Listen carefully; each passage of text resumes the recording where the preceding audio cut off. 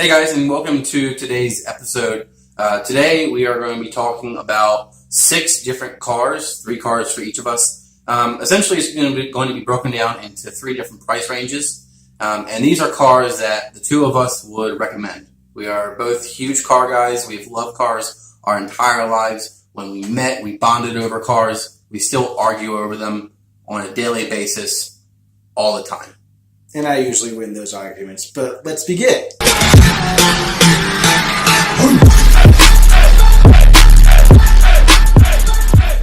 Alright, so the rules of today's episode are the 3 cars you have to fall into certain price range brackets.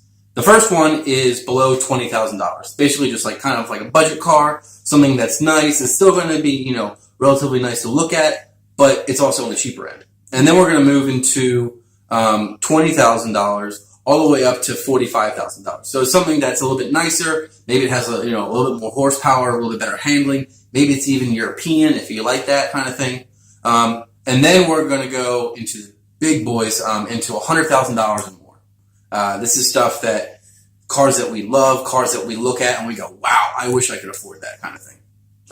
So JD, let's start off with you first. Okay, my first pick is in the subcompact market. It is the Mazda 3. Retail starts at around $18,000, and it's got a nice inline 4-cylinder Sky-Activ engine, making 155 horsepower. It gets a combined fuel rating of around 31 miles per gallon. And one thing I really love about this car, and just Mazda in general, is that racing is in their blood, and they put that passion into every car that they make.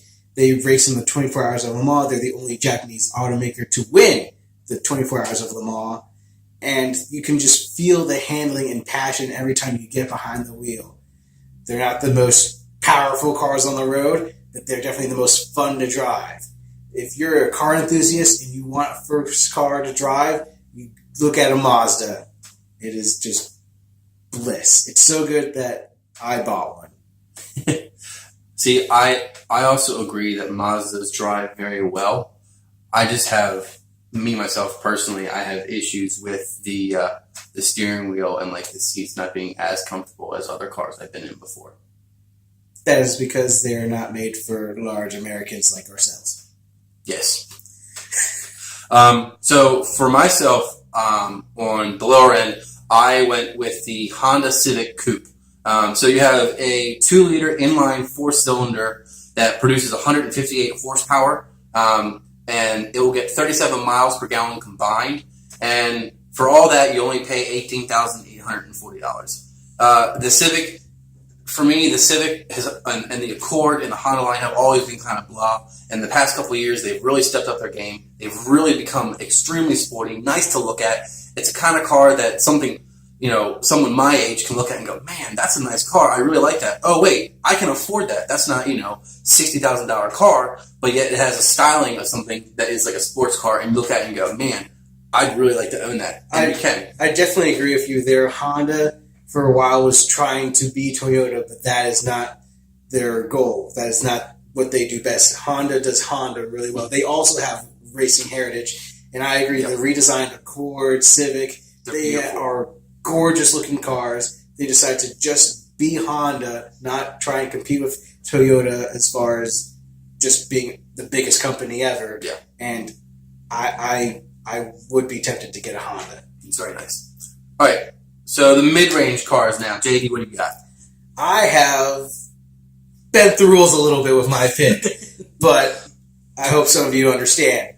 I chose as my mid-range pick the Chevy SS. Now, yes, this car is discontinued, and yes, it also breaks our rules of the price point by a mere $1,500. So, starting at $46,600, Chevy SS. What I like most about it is that it's not actually a Chevy. It's a Holden Commodore imported from Australia. It's the same car that they base for the Australian V8 Supercar series. Go ahead, watch that series. It's one of the best in the world. Highly recommend it. This car is literally that car on public roads. It's got a detuned Corvette engine making 415 horsepower, and it's rear-wheel drive, so you can definitely surprise some people on the streets. It's, in my opinion, the ultimate sleeper car, but it's also going to be a collector's item since nobody bought it and it's discontinued this model year. Now, see, I never would have picked you to pick the SS. In fact, I, for the most part, completely forgot about the SS. Mostly because no one ever buys it. That's probably why it got discontinued. The fact that it is 450 horsepower?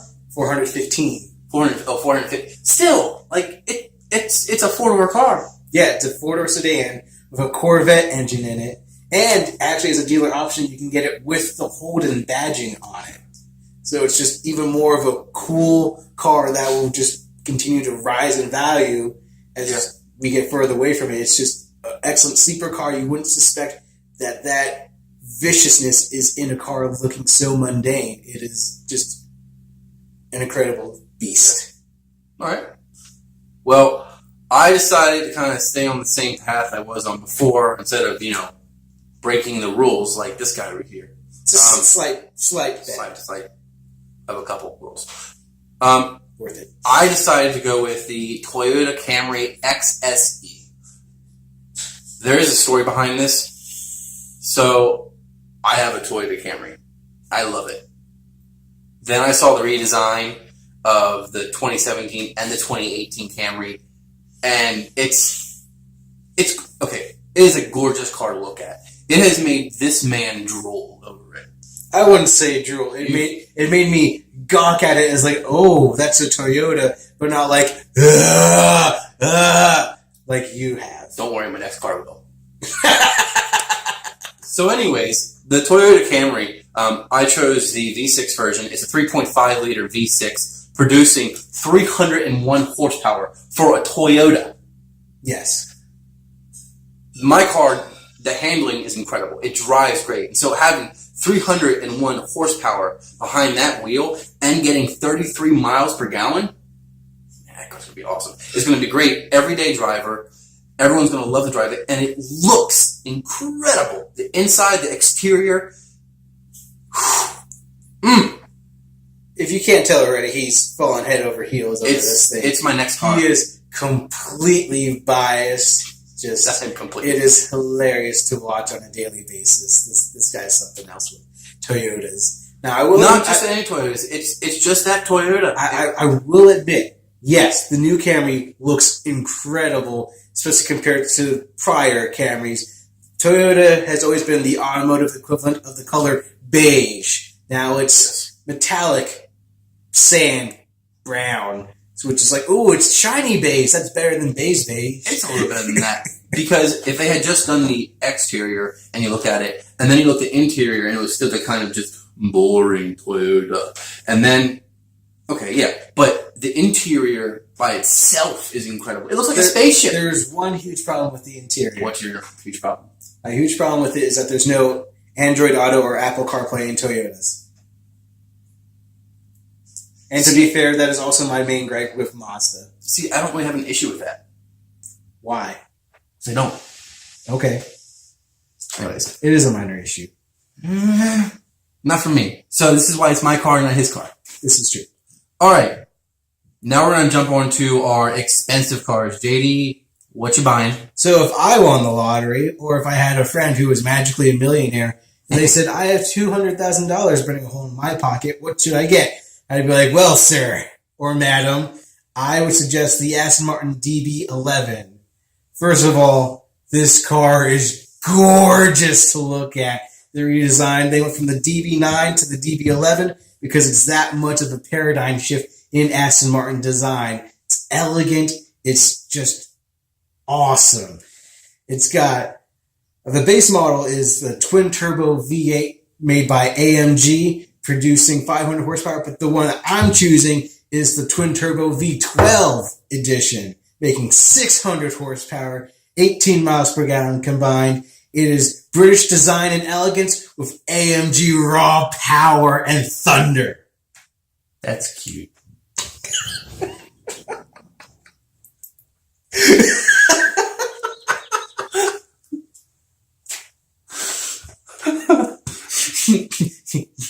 It's more than cute. This car is the thing that you put on your wall as a poster and be like, oh man, I'm going to get that someday. And then when you actually achieve that type of wealth, it's the thing you go cross country with. You just drive for 12 hours, just bombing down the road at 150 miles an hour in pure comfort and performance. How many times do you have to fuel the fuel tank? It doesn't matter if you're that rich. Okay. I'm just still saying it's... You should talk. Yours is probably even more thirsty than mine. It is. And speaking of mine, I decided to go with the Mercedes-Benz AMG S65. Why did I go with this? Well, first of all, it looks like a very elegant class car where a businessman will get inside, go to his job. However, the only thing is that this businessman loves power. 621 horsepower to be exact, fueled by a 6-liter V12 bi-turbo. Is that more powerful than your car?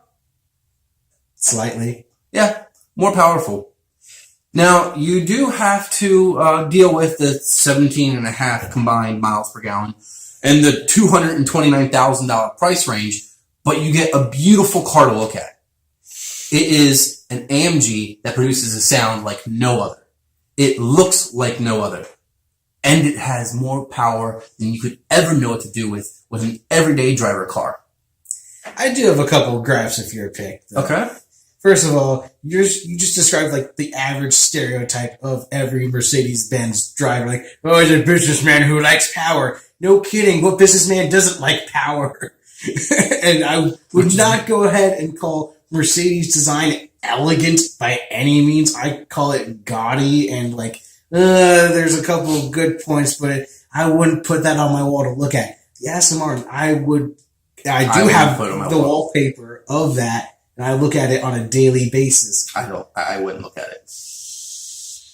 Okay, then you don't have an eye for design.